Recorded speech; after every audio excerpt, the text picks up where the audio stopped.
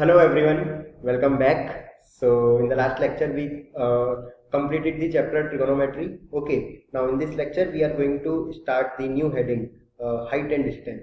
Okay, students, I hope you also completed the trigonometry from your side.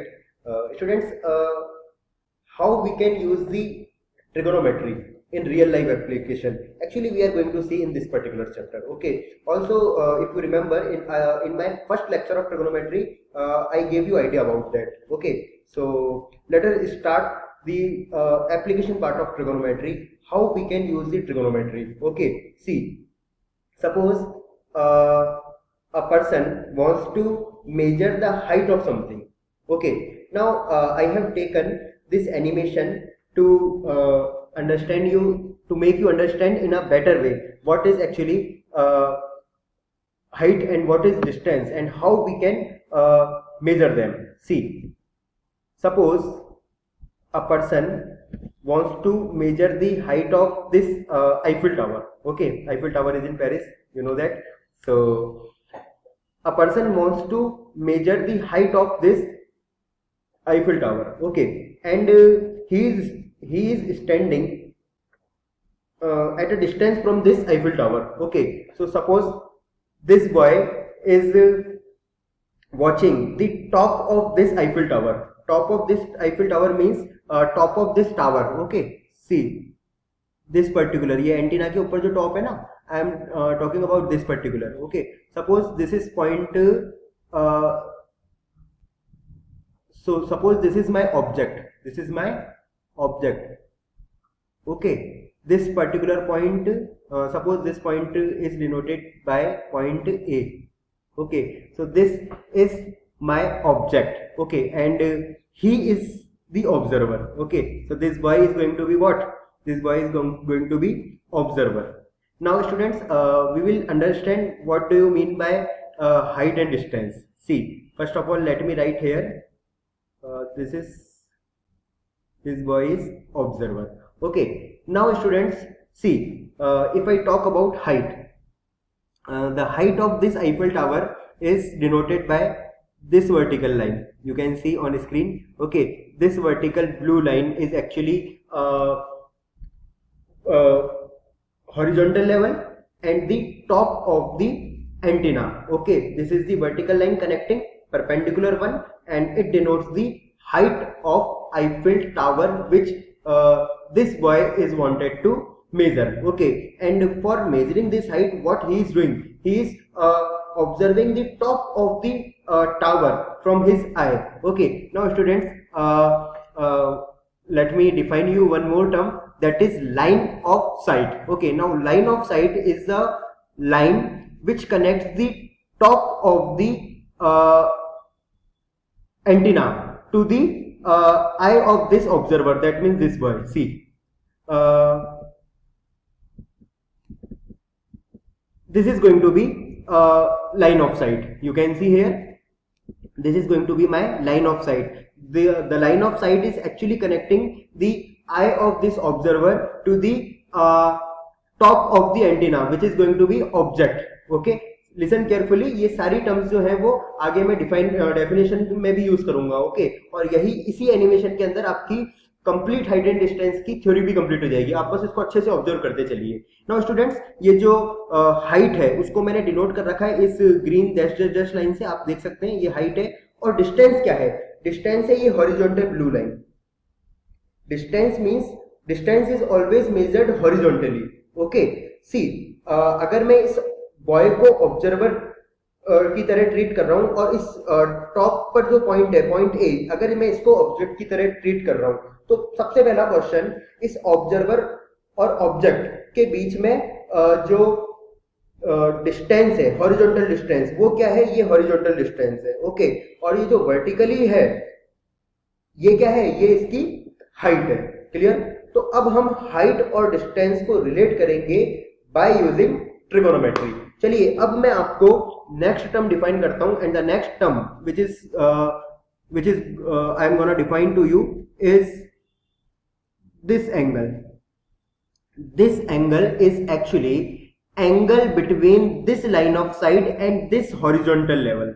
Okay, This angle is actually angle between this line of sight, a line connecting the eye of the observer to the object, okay, to the point of object, okay. And horizontal level, the angle between this line of sight and this horizontal level is known as angle of elevation, okay. So this is going to be my angle of elevation. Let me denote this angle with alpha, okay. You can denote the angle by any of the symbol. I am denoting this by alpha. This is my angle of elevation. Now students, listen carefully. Angle of elevation कब बनता है? When observer is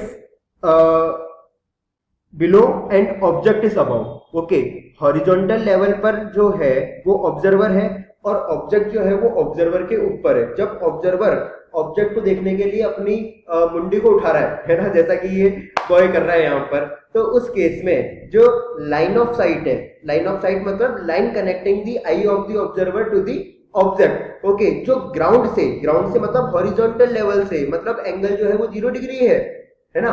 तो 0 degree के angle से ये जो जितना ये इंक्लाइनेशन है, ये अल्फा जो कि डिनोट कर रहा है यहाँ पर, यही है angle of elevation. Angle of elevation कब बनता है? जब ऑब्जर्वर नीचे होता है और ऑब्जेक्ट ऊपर होता है. क्लियर? चलिए अब एक और कंडीशन एज्यूम करें आप, जबकि ये ऑब्जर्वर जो है ये चढ़ गया आईफिल टावर पर, ठीक है, और ऑब्जेक्ट नीचे है, मतलब अब ऑब्जर्वर ऊपर है और ऑब्जेक्ट नीचे है. तो उस केस में जो एंगल बनता है उस एंगल का नाम होता है एंगल ऑफ डिप्रेशन. देखिए अब आप इसको याद कैसे रख सकते हैं? आप ऐसे याद रख सकते हैं कि ऑब्जर्वर जो है वो डिप्रेशन में आ गया और डिप्रेशन में आने के चक्कर में वो हाइट पे चढ़ गया, या जैसे कि आईफिल टावर की हाइट पे चढ़ गया. अब आप देखेंगे ये हमारा ऑब्जर्वर, ये लड़की जो है ये हमारी ऑब्जर्वर है जो कि आईफिल टावर के टॉप पर बैठी है और ये टॉप पर एंटीने से इस बॉय को अब ऑब्जर्व कर रही है. तो ये लड़की हो गई अब हमारी क्या? ऑब्जर्वर. अब हमारे इस केस में ये लड़की हो गई ऑब्जर्वर. अब आपको समझ में आया ये लड़का इस टॉप को क्यों देख रहा था? सी दिस इज ऑब्जर्वर, इसलिए देख रहा था because he wanted to measure the height, okay. See this is going to be observer this time, and this boy, this particular boy is going to be object because observer is at height, okay, and object is below. Now students listen carefully. Now the same angle between the horizontal level and line of sight when observer is above the object is termed as angle of depression. See, ये मेरा horizontal level बनाने के लिए मैंने क्या करा, जो horizontal level था theta is equal to 0 degree, उसी के पैरेलल अपन ने ऊपर horizontal level ड्रॉ कर दिया, ठीक है.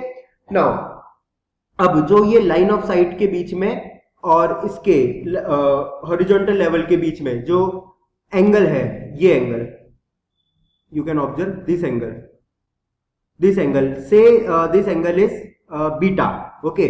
Late me use the other ink to denote this. Suppose I am using here red ink. See this angle is beta and this beta is known as angle of depression. क्योंकि अब हमारा जो observer है वो depression में है, इसलिए वो हाइट पर चढ़ गया है और अब वो नीचे रखे ऑब्जेक्ट को ऑब्जर्व कर रहा है ऊपर से. तो उस केस में बनेगा angle of depression, the same angle between the line and side and the horizontal level, okay. तो ये जो लाइन ऑफ साइट है ये इस बार कनेक्ट कर रही है ऑब्जर्वर की आई को और इस ऑब्जेक्ट की आई को. ऑब्जेक्ट अब हमारे लिए ये लड़का हो गया, ठीक है. तो चलो हम पढ़ते आगे, इनको एक दूसरे को देखने देते हैं, ठीक है. लाओ let's move. See definitions. The line which is drawn from the eyes of the observer to the point being viewed on the object is known as the line of sight. As I told you, the line which is drawn from the eye of the observer to the object is known as line of sight, okay. Now angle of elevation. The angle of elevation of the point on the object, the angle of elevation is at what? At a point on the object above horizontal level. मतलब object जो है वो ऊपर है, observer नीचे है. Viewed by the observer is the angle which is formed by the line of sight with the horizontal level, as I told you. Okay, the angle between the horizontal level and line of sight when the observer is below and object is above. Okay, this is known as angle of elevation. Now angle of depression. The angle of depression is the same angle, but this time observer is on above and object is below. Okay, see, you can also see through this diagram.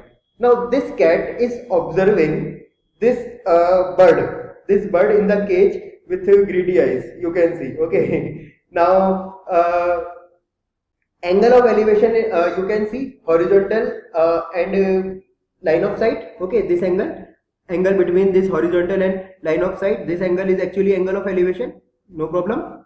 Okay, and similarly if you observe here, now this becomes your observer, the bird in cage becomes your observer and it is observing this cat. Okay, बड़ा डरा हुआ होगा ये तो, हालांकि ये cage में है फिर भी बिल्ली देख रही है. चलो, ये जो ऑब्जर्वर है जो कि बर्ड है, इसके लिए जो एंगल फॉर्म होगा हॉरिजॉन्टल लेवल से, ये बनेगा एंगल ऑफ डिप्रेशन. तो स्टूडेंट्स, अगर आप इसको ध्यान से देखें तो एंगल ऑफ एलिवेशन और एंगल ऑफ डिप्रेशन इक्वल ही तो है. क्यों? क्योंकि ये देखो, ये जेड फॉर्म हो रहा है, ये जेड फॉर्म हो रहा है क्योंकि ये हॉरिजॉन्टल लेवल तो दोनों पैरेलल होंगे ही ना आपस में, ये जेड फॉर्म हो रहा है. और जब ये एंगल्स जो होते हैं ये तो इक्वल होते हैं. Alternate interior angle 9th class में पढ़ा है हमने, इनफैक्ट 7th क्लास में भी पढ़ा था हमने ये चीज तो. ओके, तो ऑल्टरनेट इंटीरियर एंगल्स क्योंकि इक्वल होते हैं, इसलिए हम ये कह सकते हैं कि एंगल ऑफ एलिवेशन और एंगल ऑफ डिप्रेशन का मेजरमेंट जो है वो एक्चुअली इक्वल होने वाला है. बस फर्क ये है कि एंगल ऑफ एलिवेशन जब बनता है जबकि ऑब्जर्वर नीचे है और ऑब्जेक्ट ऊपर है.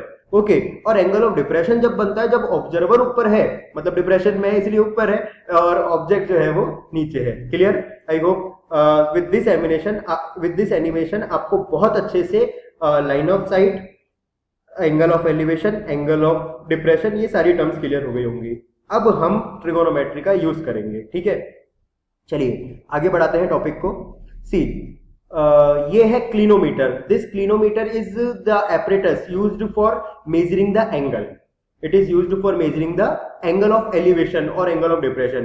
देखो आप कैसे यूज करा होगा इसने. जैसे ये लड़का यहाँ पर ट्री के टॉप पर देख रहा है, तो यहाँ पर इसने अपने इसको क्लिनोमीटर को रखा होगा और ये जो थ्रेड है, इस थ्रेड के थ्रू हॉरिजॉन्टल से एंगल मेजर कर लिया होगा. तो ये एक्चुअली रियल लाइफ एप्लीकेशन है ट्रिगोनोमेट्री की. जब हमको हाइट्स एंड डिस्टेंसेस मेजर करने पड़ते हैं, हाइट्स मेजर करनी पड़ती है ऑब्जेक्ट्स की, तो हम ऐसे किलोमीटर से यूज करते हैं. हमारे पास इतना लंबा, इतना ऊंचा इंची टेप नहीं होता कि हम टावर तक इंची टेप को लेके जा रहे हैं. यही है एक्चुअली एप्लीकेशन. माउंट होते हैं, माउंटेन होते हैं बड़े बड़े, उनकी हाइट कैसे मेजर करें. हॉरिजॉन्टल लेवल पर खड़े होकर आप एंगल ऑफ एलिवेशन कैलकुलेट करते हो, ग्राउंड से एंगल ऑफ एलिवेशन कैलकुलेट करते हो. आप लेजर लाइट का भी यूज कर सकते हो. ओके, चलिए, ये हुआ थ्योरेटिकल पार्ट. नाउ हम देखेंगे न्यूमेरिकल पार्ट. चलिए अब स्टार्ट करेंगे हम numerical part of this numerical part of this particular application part of trigonometry. See the first question. I'll be coming on this sun's elevation also, but before that we are solving the first question. Okay, the first question is the angle of elevation of the top of a tower from a place 360 meters from the base of the tower is 60 degree. Find the height of the tower. See, we have to draw the figure and then we can find the height of the tower. Suppose students, this point is A and this point is B, and this AB denotes the height of the tower, okay, which we need to find. So this AB denotes the tower, and suppose this height is H. I am denoting height of the tower by small h. Okay, now students, listen very carefully. A is what? A is top of the tower. Okay, the angle of elevation of the top of a tower, that means the angle of elevation of point A from a place 360 meters from the base of the tower. Now this B is the base of the tower. Now we have to take the angle of elevation from a place 360 meters above. So let us say this is the place, this is actually point of observation, this O is the point of observation. Now this BO is given to you 360 meters, 360 meters, clear? No problem, I guess. See, as it is written here, the from a place 360 meters from the base. तो ये जो point B है ये base है, और ये जो total distance BO है ये क्या है, ये 360 मीटर है. Okay, now angle of elevation of the top of a tower is given to you 60 degree. So this is going to be my angle of elevation. अभी मैंने बताया आपको. Now students, when you have angle of elevation, when you have distance, you can easily calculate the height by using the trigonometry. See how. Let me solve here. ये diagram आपको बनाना पड़ेगा. आप ध्यान रखें डायग्राम इसके अंदर की है, मतलब इस पर्टिकुलर चैप्टर के अंदर जो पिलर है इस एग्जाम हर एक क्वेश्चन के लिए वो डायग्राम ही. अगर आपने डायग्राम सही बना लिया तो आप क्वेश्चन भी कर जाएंगे. ठीक है, हम लोग काफी क्वेश्चन सोल्व करने वाले हैं इसके अंदर ना, काफी अच्छी प्रैक्टिस हो जाएगी. एनसीईआरटी में केवल एक ही एक्सरसाइज है, वो आपको करनी है. देखिए लिखेंगे कैसे हम इसको. In triangle AOB, in triangle AOB we can observe the tan 60 is going to be AB upon OB. Any problem? AB upon OB. We know tan theta is always perpendicular to the base. Now this angle 60 degree. Okay, AB is going to be my perpendicular and OB is going to be my base. Okay, trigonometry के basics तो पता ही है आपको. Now tan 60 we know the value. अभी मैं आपको एक और अच्छी बात बताने वाला हूँ. tan 60 की वैल्यू आपको पता है √3 होती है. ओके, AB को हमने h एज्यूम कर रखा है जो कि रिक्वायर्ड हाइट ऑफ टावर है जो कि हमको फाइंड करनी है. और OB क्या है, OB है 360 मीटर. Now after solving, see √3 means √3 by 1. So after cross multiplying, मान लो मैंने यहाँ इसके नीचे 1 मान लिया. Okay, so value of h is going to be what, 360 times √3. And because this is in meter, this height is going to be in meter only, so my answer is going to be 360 √3. Now students, you can leave the answer here also. Okay, and if in the question it says that use the value of √3 as 1.73 of corrected up to 2 places of decimal, so you can use the value of √3 as 1.73 and you can give the numerical answer after simplifying. Okay, in the decimal you will get the answer. Okay, so here because it is not mentioned to use the value of trigonometry, value of √3, sorry, so I am leaving the answer as 360 √3. Okay, either you can use the value of √3 if it is given in the question to use the value of √3. Okay, चलिए students, अब हम समझते हैं एक और topic जो कि है सन्स एलिवेशन. ओके, और angle of elevation of sun. Actually geographical term है, समझते हैं इसको क्या है. देखिए यहाँ पर ये है हमारे सूरज भगवान. ठीक है, सो जब सूरज की जो रेज हैं, सन की जो रेज हैं, ये हमारे सूरज भगवान है. ये इनको थोड़ा सा बीच में से येलो कर देते हैं. ठीक है, नाउ ये जो सन की रेज है ये अर्थ पर फॉल हो रही है. ओके, किसी ना किसी एंगल पर अर्थ पर फॉल हो रही है.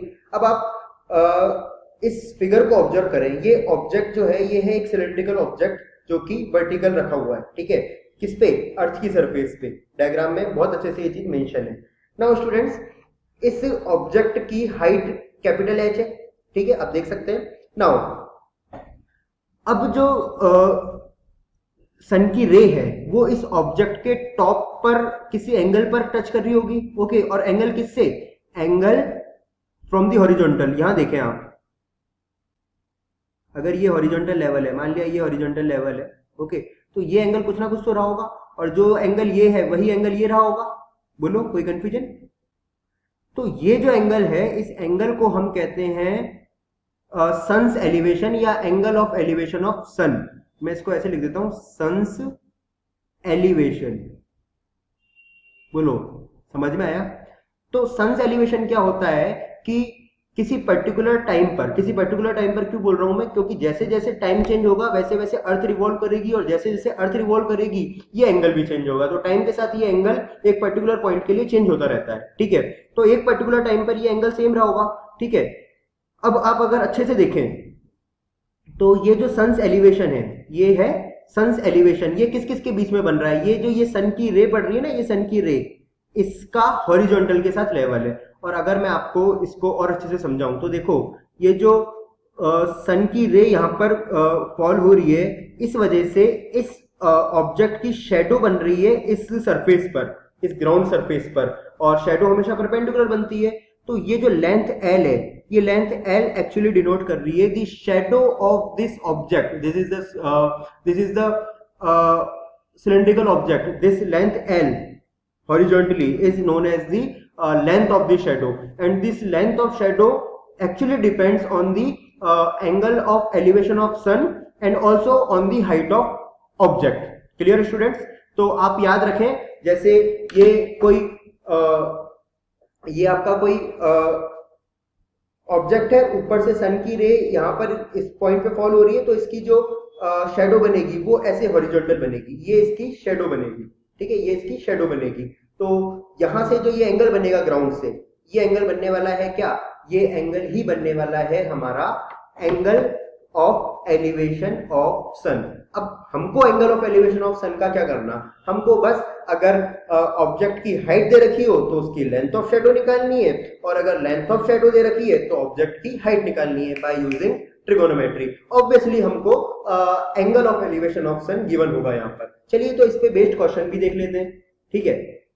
Question number 2, see if a tower 30 metre high, so see मैंने पहले ही ट्रायंगल बना रखा है, ओके, ताकि अपन टाइम ज्यादा वेस्ट ना करें। इस डायग्राम के अंदर आप समझें, ये ए बी जो है ये है टावर है जिसकी हाइट कितनी है, हाइट है 30 metre.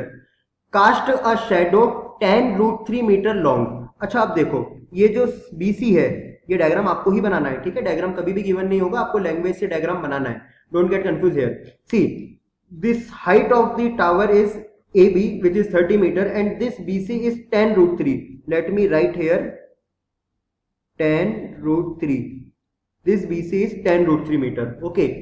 What is the angle of elevation of the sun? अब आप देखो, मान लो यहाँ पर कहीं सूरज भगवान रहे होंगे, ठीक है, यहाँ पर कहीं सूरज भगवान रहे होंगे, ओके, इस तरीके से। तो जो सन की रे पड़ रही है वो यहाँ पर, इधर यहाँ से जो सन से रे फॉल हो रही है वो यहाँ पर आ रही होगी सन से, ठीक है। और ये जो सन की रे है ये हॉरिजॉन्टल से जो लेवल एंगल बना रही है, ये वाला एंगल, यही तो है मेरा एंगल ऑफ एलिवेशन ऑफ सन। ये वाला एंगल आप देख सकते हैं, ये एंगल यहाँ देखो भले ऊपर देखो एक ही बात है, ठीक है, क्योंकि हॉरिजॉन्टल लेवल तो ये पैरेलल होने वाले। तो ये वाला जो एंगल ऑफ एलिवेशन है, मान लिया ये एंगल ऑफ एलिवेशन जो है वो थीटा है, तो मुझे इस थीटा की वैल्यू यहाँ कैलकुलेट करनी है। Now I guess it's going to be very simple for you. हम लोगों ने ट्रिग्नोमेट्री पढ़ ली है। Solution, let us see the solution part. In triangle ABC, in triangle ABC, my tangent of theta is going to be AB upon BC. Now AB is the height of the tower and BC is the length of the shadow of the tower. Now see, this time we have to calculate the value of theta. Okay, so let me write the value of AB as 30 and the value of BC as 10√3. So after solving, see, 10 30 will get cancel out, okay, and the value of tan theta is going to be 3 upon √3. 3 upon √3, see, can I simplify it √3, क्योंकि 3 को मैं लिखूंगा √3 into √3 से, तो एक √3 cut जाएगा numerator में, ठीक है, डिनोमिनेटर से, डिनोमिनेटर वाले √3 से एक √3 कट जाएगा। और अब आप ही बताओ कि थीटा क्या होने वाला है, यहाँ पर थीटा 60 डिग्री होने वाला है, क्योंकि tan 60 की वैल्यू जो है वो √3 होती है।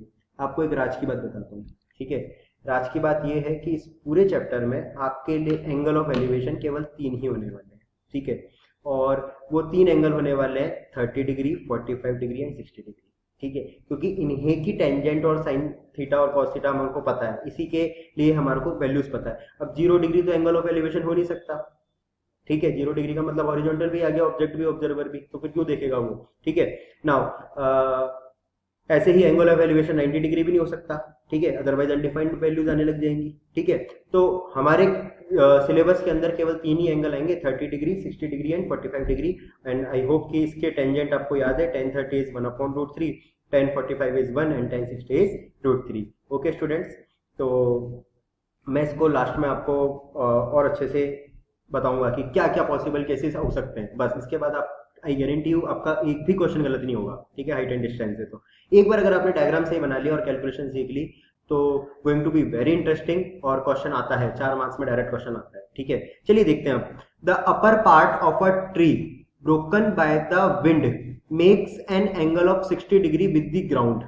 ओके, ये क्वेश्चन में क्या है, the upper part of a tree broken by the wind makes an angle of 60 degree with the ground. Okay, and the distance from the foot to the point where the top of the tree meets the ground is 20 metre. What was the height of the tree.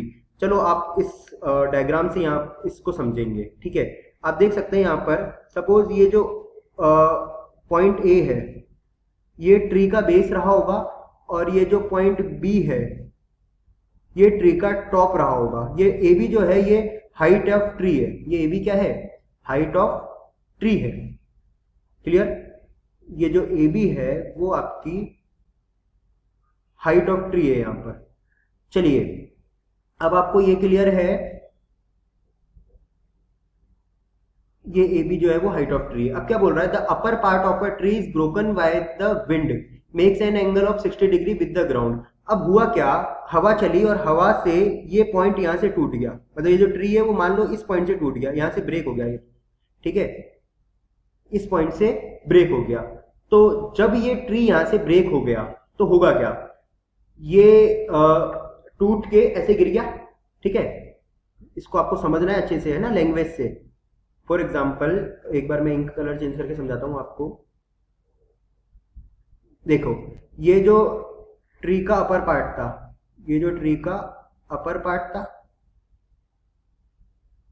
ठीक है ना, ये अब यहां से टूट चुका है, ये अब यहां से टूट चुका है, और टूट के ये कैसा हो गया, ये बन चुका है ये इस तरीके से, ठीक है, ये यहां आ चुका है टूट कर। अब क्वेश्चन क्या बोल रहा है, top of the tree meets the ground. Now see the upper part of the tree makes an angle of 60 degree with the ground. अच्छा, ये जो इस ट्री का अपर पार्ट है, मुझे बताओ अपर पार्ट कहां है ट्री का, ट्री का अपर पार्ट कहां पर है, ट्री का जो अपर पार्ट है अब वो यहां पर है पॉइंट सी पर, मुझे बनाने दो, ये पॉइंट सी आ गया, ये अब ट्री का अपर पार्ट है। क्यों, मान लो ये जो पॉइंट सी था,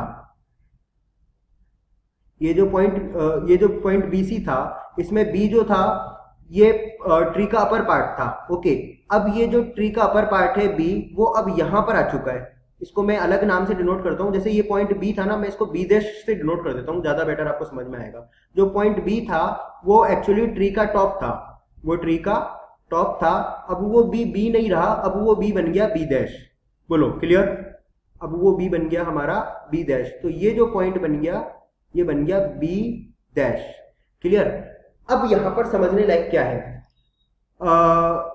distance from the foot to the point where the top of the tree meets the ground is 20 meters. मतलब देखो ये तो रहा foot of the tree, okay, tree का बेस, और ये है वो पॉइंट जहां पर कि ये इसको टच कर रहा है, और ये एंगल हमारे को दे रखा है 60 डिग्री ग्राउंड के साथ, ये एंगल दे रखा है आपको 60 degree, and the distance between foot and this point B dash is going to be what, 20 meters, ये आपको दे रखी है 20 meters distance. Okay, let me denote this distance as 20 meters. See, this distance is 20 meters. Okay, what was the height of the tree, and we have to find the height of the tree. पहले तो मुझे ये बात बताओ, क्या यहाँ पर BC and BC equal है, क्या यहाँ पर BC and BC इक्वल है? बिल्कुल है। क्यों? क्योंकि ये जो BC था ये ट्री का वो पार्ट था, ऊपर वाला पार्ट, जो जैसे सी पॉइंट से ट्री ब्रेक होके इस तरीके से इंक्लाइंड हो गया था। ओके, तो ये जो बीसी है वो इस बी डैश सी के इक्वल है, ठीक है। ये ट्री का जिस पॉइंट से ट्री ब्रेक हुआ है उसके ऊपर वाला पार्ट है, ठीक है ना, और उसके नीचे वाला पार्ट कौन सा है, एसी। अगर मैं इन दोनों को एज्यूम कर लूं कुछ, let us say I assumed it x metre. Okay, so अब मुझे बताओ रिक्वायर्ड हाइट ऑफ ट्री क्या होने वाली है, रिक्वायर्ड हाइट ऑफ ट्री, हमको पूरी ट्री की हाइट निकालनी है, क्या होने वाली है, रिक्वायर्ड हाइट ऑफ ट्री होने वाली है हमारी A B. Total length A B, बोलो कोई कंफ्यूजन? ना, ये जो टोटल लेंथ ए बी है आप देख सकते हैं, ये जो टोटल लेंथ ए बी है ना वो एक्चुअली ए सी प्लस बी सी के ही तो इक्वल है। ए सी मतलब वो हाइट जो कि ट्री के फुट से उस पॉइंट तक है जहां से कि ट्री ब्रेक हुआ था, ए सी, और ऊपर वाला पार्ट जो है वो बी सी है। ओके, और बी सी और बी सी दोनों इक्वल होने वाले हैं एक्स के। चलिए करें सॉल्व। अब आप अगर ढंग से देखें इस चीज को तो students, we can calculate directly AC from this triangle AB dash C. See, in triangle AB dash C, in triangle AB dash C, if I write the value of tan 60, बताओ tan 60 किसके equal होने वाला है? tan 60 equal होने वाला है AC upon AB dash के। Okay, now tan 60 की वैल्यू आपको पता है √3 होती है। AC हमको निकालना है। ओके, AC हमारा अननोन है और AB डैश हमको 20 दे रखा है, तो क्या मैं यहाँ से AC की वैल्यू 20 टाइम्स √3 लिख सकता हूँ? बोलो कोई confusion? So AC I have got 20 √3 and that's my equation number 1।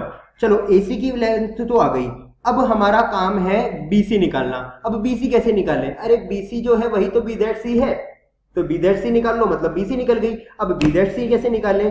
B that C निकालने के लिए हम साइन cos 60 भी यूज कर सकते हैं और sin 60 भी यूज कर सकते हैं, क्योंकि हमारे पास AC भी है, परपेंडिकुलर अपॉन हाइपोटेनस भी है, ठीक है ना, कुछ भी यूज कर सकते हैं हम, पाइथागोरस थ्योरम भी यूज कर सकते हैं। ओके, चलिए तो मैं इसको cos 60 से निकाल देता हूं, ठीक है, क्योंकि हमारे पास बेस है और हाइपोटेनस निकालना है। तो अगेन यहीं सॉल्व करते हैं इसको।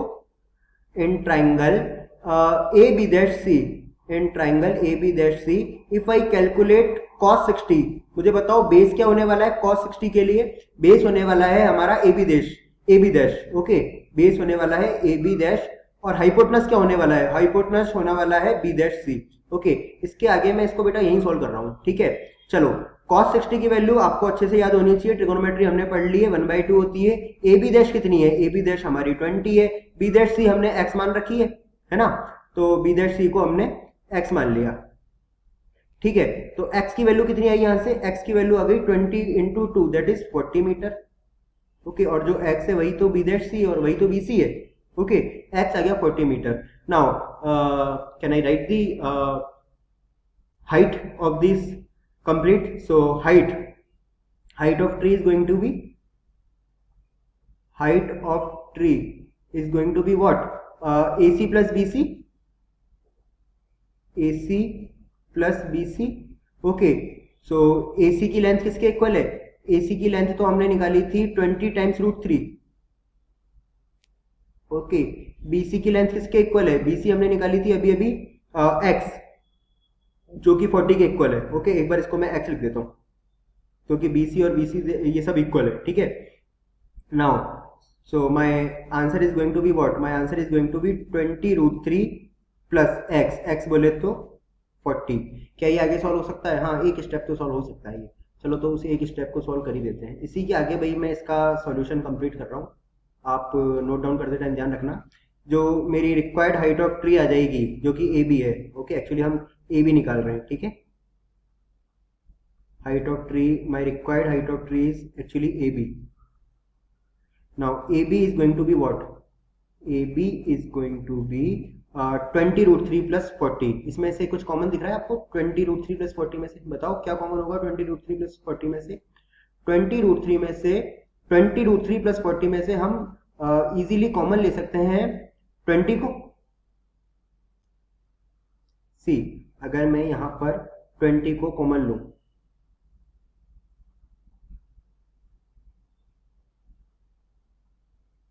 ट्वेंटी कॉमन आएगा तो अंदर क्या बचेगा ब्रैकेट के? ये बचेगा √3 प्लस 20। एंड आप यहाँ पर आंसर छोड़ सकते हैं, और अगर √3 की वैल्यू गिवन हो तो आप कंप्लीट आंसर भी निकाल सकते हैं √3 की वैल्यू पुट करके, क्योंकि ऐसा कुछ क्वेश्चन ने कहा नहीं है कि आप वैल्यू पुट करो।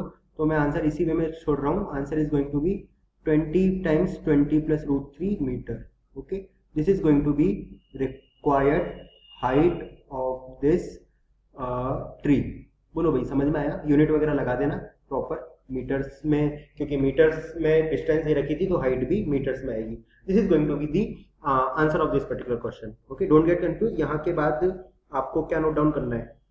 जैसे यहाँ के बाद आपको यहाँ से नोट डाउन करना है, ठीक है।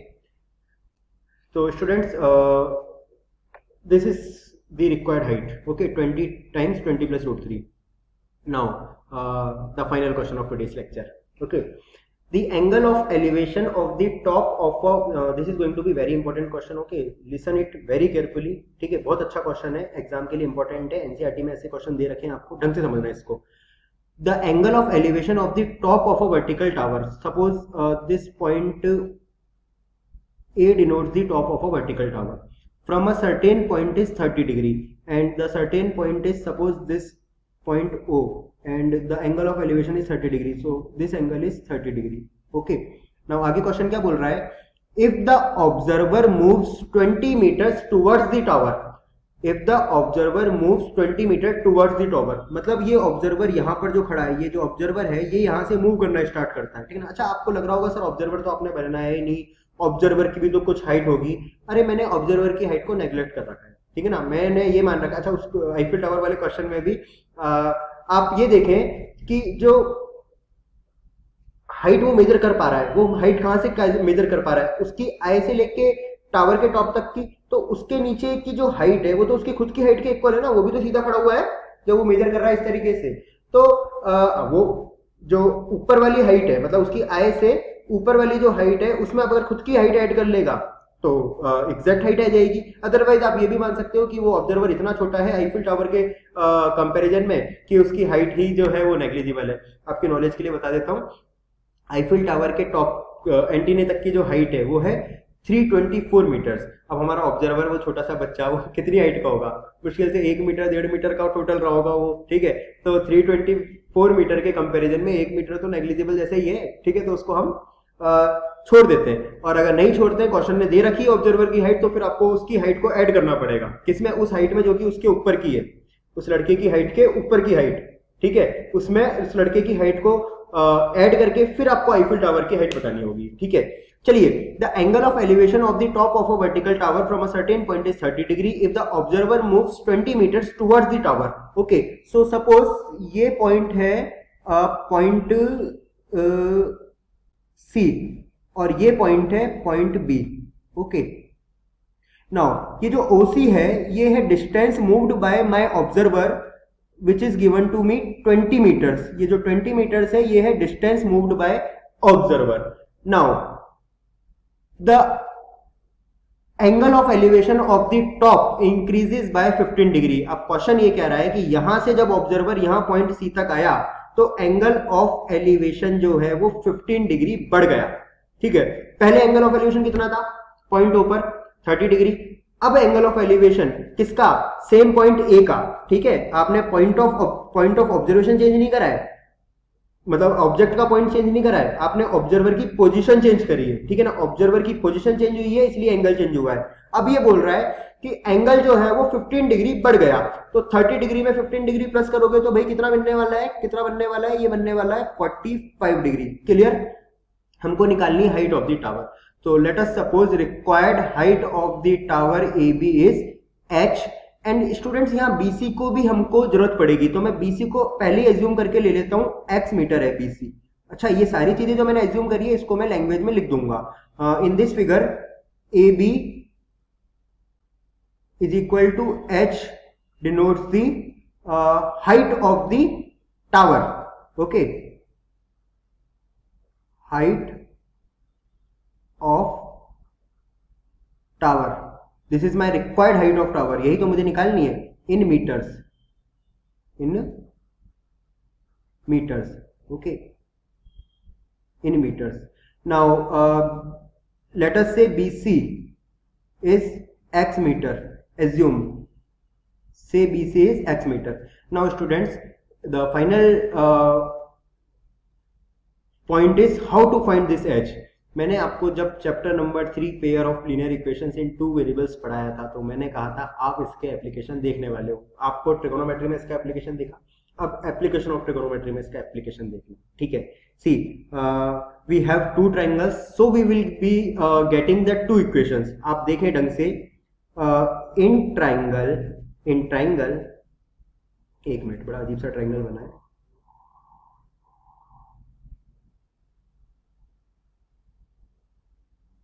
C.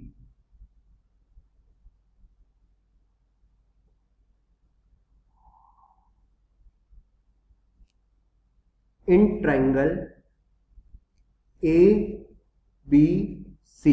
okay, in triangle ABC, if I calculate tan 45, it's going to be AB upon BC. बोलो भाई, clear? Now tan 45, the value of tan 45, you know, it is equal to 1, and AB I assumed as H and BC I assumed as X. So here I got the relation H is equal to X, and that's my equation number 1. In this equation there are two variables H and X, clear? Now see carefully, I have one more triangle to observe. And what is this triangle? This triangle is triangle AOB. If you observe the complete triangle AOB, you can say here that tan 30, for tan 30, it's going to be AB upon OB or BO, no problem. Okay, so let me write it BO, AB upon BO, and the value of tan 30, you know now, that value of tan 30 is what? 1 upon root 3. And AB is H, AB is H, and BO is nothing but BC plus OC. बोलो 20 plus X लिख दूं direct, अगर आपको अच्छे से दिख रहा है इसमें कि जो BO है वो BC प्लस OC के इक्वल है, और BC X है और OC 20 है. तो विद दिस इंफॉर्मेशन हमको ये भी पता चल गया कि जो OB है या BO है वो 20 प्लस X है. अच्छा, क्रॉस मल्टीप्लाई करने पर हमको क्या मिलेगा? हमको मिलेगा √3 times H is equal to 20 plus X. Students, अगर आप ढंग से देखें ना तो ये इक्वेशन नंबर 2 है, और इक्वेशन नंबर 1 और इक्वेशन नंबर 2 में दो इक्वेशन और दो वेरिएबल है, और हमको पता है कैसे सॉल्व करते हैं. ठीक है, हमने एलिमिनेशन मेथड, सब्स्टिट्यूशन मेथड पढ़ लिया है चैप्टर नंबर 3 में ही.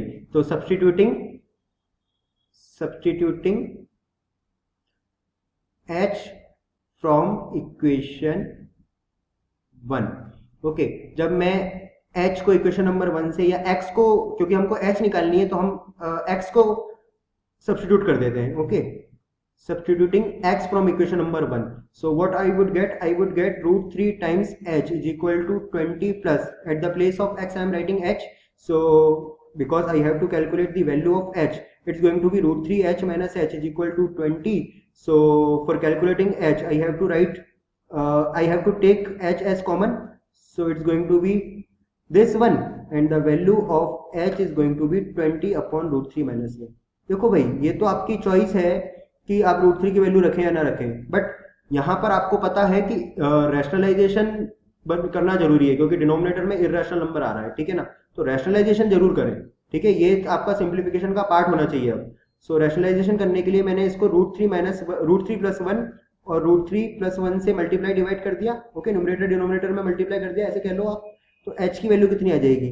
H की वैल्यू आ जाएगी 20 times √3 plus 1, and in the denominator it is a minus b a plus b. A minus b a plus b is nothing but a square minus b square. √3 square is 3, 1 square is 1, 3 minus 1. I am directly writing here 2. आपने ऐसी calculation 9th class में खूब करी है, I hope. So the value of H is going to be what? 10 times √3 plus 1. चलो मैं इसमें complete answer निकालता हूँ. √3 की वैल्यू मान लो हम अपने हिसाब से यूज कर रहे हैं 1.73. हालांकि ये आपकी चॉइस है, बट अगर क्वेश्चन में मेंशन हो तो फिर मजबूरी है यूज करना. ठीक है, now H is equal to 10 into 2.73, और यहां से जो हाइट ऑफ टावर आएगी वो आएगी 27.3 meter.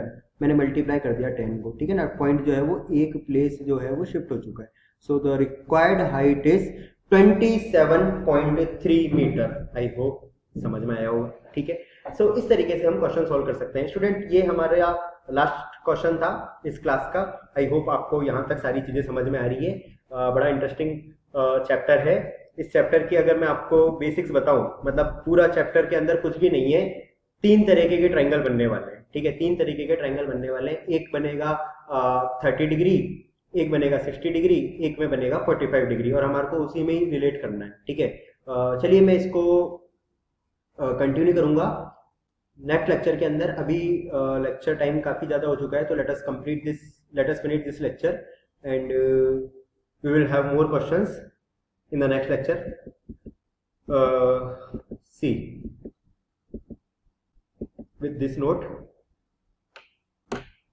I guess everything is clear. आप इस डायग्राम को जैसे ही दिमाग में इमेजिन करोगे, आपको सारी चीजें, angle of elevation, angle of depression, height, distance, सब समझ में आ जाएगा। ठीक है, कब ऑब्जर्वर नीचे है, ऑब्जेक्ट ऊपर है, आप देख सकते हैं यहाँ पर। ठीक है, तो चलिए मिलते हैं नेक्स्ट क्लास में। Okay, till then take care, bye bye, enjoy.